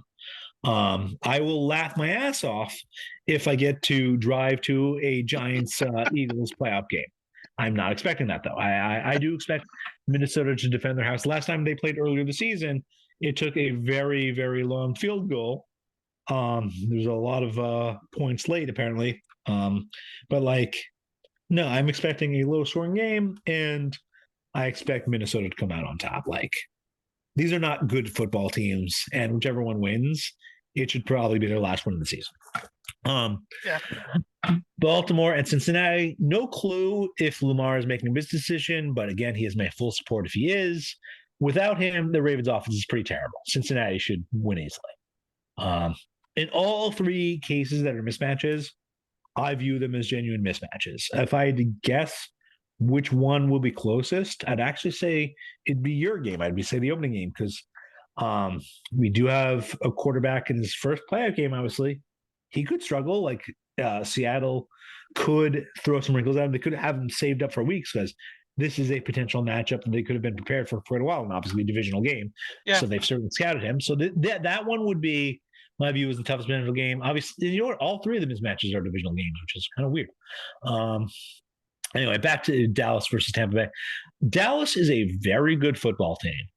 Tampa Bay is not a very good football team right now. Tom Brady is no longer capable of handling pressure. Tampa Bay can't run the ball. So if Dallas is a remotely serious Super Bowl contender, they should go on the road and end Brady's season career question mark. Also, just as a football fan, I would like to see a Cowboys Eagles or Cowboys 49ers games. Those Yep, are fun. So like I do not view that game as close as it currently is considered. And so I'm wondering if I'm missing something. I'm not that far off, admittedly, but like Dallas is just quite a bit better than Tampa Bay. I know they just got their butts kicked by Washington last weekend, but like that's one weekend game where it turned out not to matter for Dallas. They knew going in it was probably wasn't going to matter. So like no, I think Dallas is going to be the toughest out of any of the NFC teams that are on the road this weekend. I expect either them versus the Eagles or them versus the 49ers will be a very good game. Now let's look ahead just a little bit. Cincinnati Buffalo should be a hell of a game. Those are two of the three AFC elites, and obviously we have the emotion with Hamlin. Kansas City versus the Chargers would be a fun game. Kansas City versus Jacks probably not quite as exciting. I do not love Jacksonville's chances in such a game, whereas Herbert gives the Chargers, they make them a more dangerous team sure. in a one shot. For the NFC, I view Philadelphia as a shell of themselves. It's not the first time they've been a paper tiger number one seed, but Foles is not walking through that door. So like a compromised Jalen Hurts, and also with the offensive line issues, I think they're going to be in a tough spot. I think if they face Dallas, you could be looking at a situation where you get that traditional NFC title game, Dallas versus San Francisco. So like, I'm not expecting Philadelphia to run it back and win the NFC. Let's see, San Francisco would obviously love to face Minnesota. Yeah, Jefferson's a problem, but whatever. The Vikings overall, the Vikings are frauds, even if Jefferson is not, and the 49ers are not frauds, even if Purdy is. And then, so yeah, I would like to see the Dallas San Francisco NFC Championship game. I think they're the two best teams in the conference.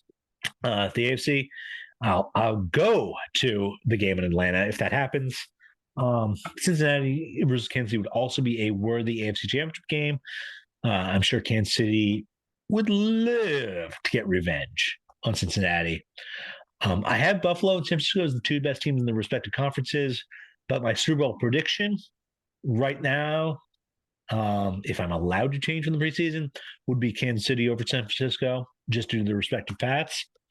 But we'll see. The playoffs should be a lot of fun.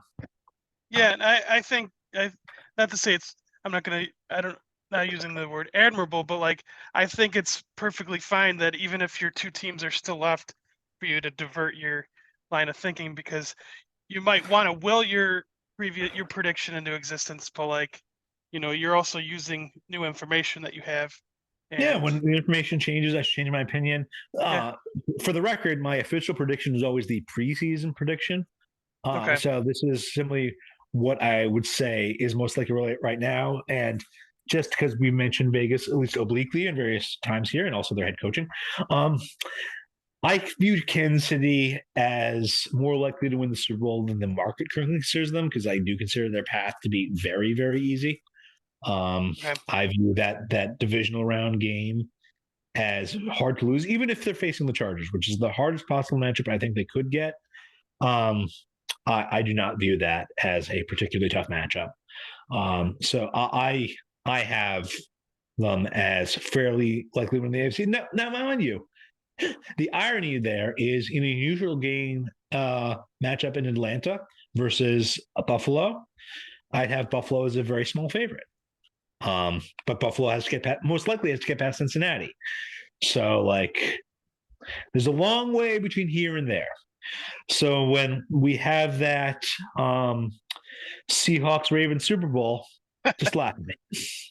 well, yeah, that's not gonna happen. But yeah, no, I don't. Yeah, I would agree with you. It's not gonna happen. yeah, I'm kind of sad that this is a football fan that that we did have those injuries to those teams that Yeah. are significant dogs now. The Ravens and the Dolphins, just because Right. If those games would be tremendously different yeah, if the team had their respective starters. yeah.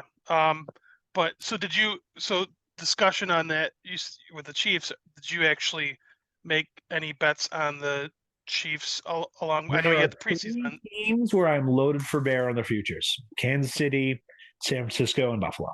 Okay, So so if any of those three teams win the Super Bowl, like that is far preferable to any other result. okay, I think yeah, I think you made that. Yeah, I think that's pretty clear. And that's a good 3-pack of teams to have on your side there. Um, so Mind I you, those are guess also three of the four favorites. So yeah. whatever. So like I said, I'm with how everything's played out this year. I given their current path, I'm expecting the Niners to at least make the NFC title game. I would prefer, like I said, the Vikings just to make that more of a possibility than if the Giants won, then we play Dallas in the next round, and that'll be significantly tougher. Um, and I'm not ashamed to say that I would rather have an easier matchup than a tougher matchup. Less No, you tougher shouldn't be. matchups, less tougher matchups equals more likely to win titles, and You're titles correct. are all you care about. So you don't really care about how you get them. Um, Nope. so, but yeah, we'll see. I'm excited to see what comes out. But one thing that I did want to do, and I mentioned this in our chat here, but next week, being the cat guy, last year's Yep. around this time, a week ago, a week from today is 1 year without our boy, Mr. Tenderbiddles, who passed away. You know, and he still's a big presence in our house here, and I just want to do a little shot. I'm not a big liquor guy, so I'm drinking some I have some peanut butter whiskey that I got from the fantasy football draft from September. So it's nothing much. I think you said you were going to grab a shot of something. I'm drinking single estate tequila ocho Okay. plata. Okay. So So you had I I'm don't having remember how many tequila. I don't remember how many years ago it was, but you had the tequila breakdown. So yeah, if Yeah. anyone's looking for the tequila breakdown, I could point you to that podcast, and you could take a listen to that. But so yeah, I wanted to take a shot before we ended this here to my boy here, and yeah, because this will always be like a rough time of the year now because people like to celebrate anniversaries and all that. So this is my way of celebrating it to him, and yeah, I know you're a cat guy, so this was a Very proper much so. salute. So cheers to my buddy there. Mr. Tenderbiddles. Mhm. Okay. Woo. Yeah, I don't drink whiskey that much or any liquor, but yeah, I like that feeling. Okay. So yeah, I think that wraps it up. Seth, I appreciate your time. Um, I'm glad we can do It's it. an honor to be here. Thank you for the invite again. Yeah, I'm glad that you like to do this every year. This is one of my favorite times of the year, and glad that you have that seem to have that same passion. And I you love the despite game. Like yeah, this just one second. yeah. Even if there was no such thing as wagering on football games, I would still come out with an NFL preview every year because I love it so much. Yeah, and honestly, I could say, this has been given my wife being out of work and all that, and inflation and all that, like money's been a lot tighter in the past year. So I can honestly say that I haven't really bet. Like I think I made like a Thanksgiving parlay, and I hit it. And I cashed out right away. And I haven't bet any NFL since. So I'm happy to say that like I can watch NFL without needing to bet on it. I'm not saying I would like to bet on it. If I if I had the means and had edges, that's also a part of it too. But I also just appreciate the game too, and it obviously helps when your team's good. I'll say that. Um, Sure. but you seem to have that passion regardless. I mean, you kind of have to if you're a New York fan, Harsh but fair. but um, but yeah, hopefully, yeah. I mean, I'm just glad for you that the Jets cut their losses quicker than some teams might have. So hopefully, like there's brighter days ahead for them. I mean, I guess that's the only possibility. I don't know how much darker it can get, but they did have. It wasn't a terrible year, but Please do not tempt uh, the fate when it comes to the Jets. so. But all right. Well, again, thank you for joining, everyone. Thanks for listening. Good luck Thank on you your all. bets, and Enjoy the football games ahead, and everyone, I'll talk to you soon. Have a good one. Talk to you then.